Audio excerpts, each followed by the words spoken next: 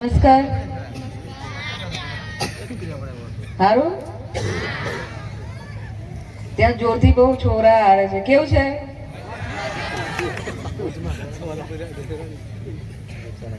આજે આમ આદમી પાર્ટીની મીટિંગ જે આ ગામે આપણે યોજાઈ છે એમાં આપણા લોક લાડીલા ધારાસભ્ય ચેતરભાઈ વસાવા ઉપસ્થિત રહ્યા છે. તો જોરદાર એમના માટે આપણે સ્વાગતમાં તાળી વગાડીએ. આમ આદમી પાર્ટીના તમામ અલગ અલગ હોદ્દેદારો અહીંયા બેઠા છે. હું બધાના નામ નથી લેતી પણ બધાનું હું સ્વાગત કરું છું. આ સમય હવે આવી ગયું છે કે તાલુકા પંચાયત અને જિલ્લા પંચાયતની ચૂંટણીઓ આવી ગઈ છે.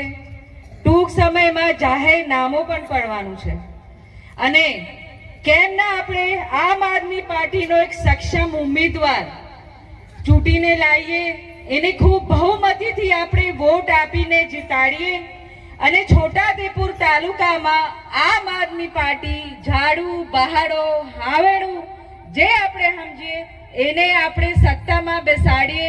તો આપણે એમને એક મોકો આપીશું ને? કોણ કોણ મોકો આપશો? હાથ ઊંચું કરો. ઓછા દેખાય છે, ઊંચું કરો. તો આપણો ઉમેદવાર તાલુકામાં બેસે અને આપણા પ્રશ્નોને રજૂઆત કરે. આપણે એ બાહેધરી આજે લેવાની છે. ખૂબ સરસ સંખ્યામાં આજે મારી બહેનો પણ છે.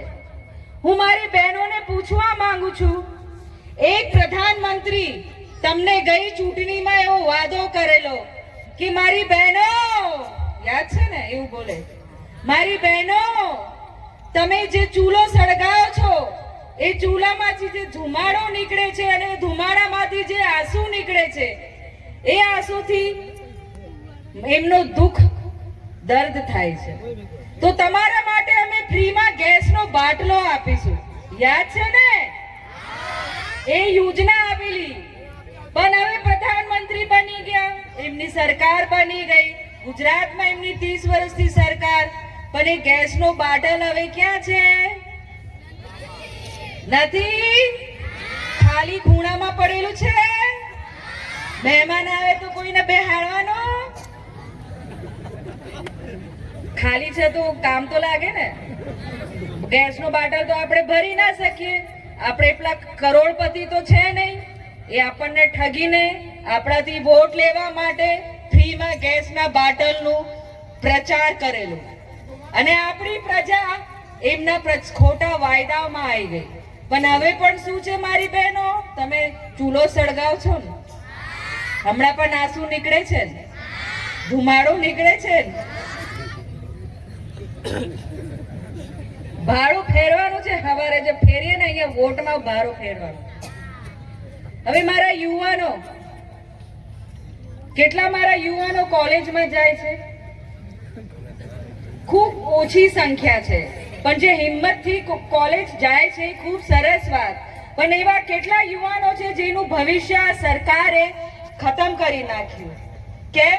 કેમ કે એમને જે શિષ્યવૃત્તિ સરકારથી મળતી હતી, જે એમને ભણવા માટે સહાય મળે, એ શિષ્યવૃત્તિ આ સરકારે બંધ કરી દીધી અને કેટલા યુવાનોને કોલેજ અને સ્કૂલમાંથી કાઢી નાખ્યું. પણ એક ધારાસભ્ય છે ચેતર વસાવા, જે ગાંધીનગરની ધરતી પર બિરસા મુંડામાં જઈને ખૂબ સરસ લડત આપી અને શિષ્યવૃત્તિ ચાલુ કરાઈ અને આજે કેટલા યુવાનોનું ફીસ ભરી ચૂક્યા અને આજે કોલેજ ભણે છે. તો ખૂબ જોરદાર તાલીથી ચેતરભાઈને આભાર માની આપે.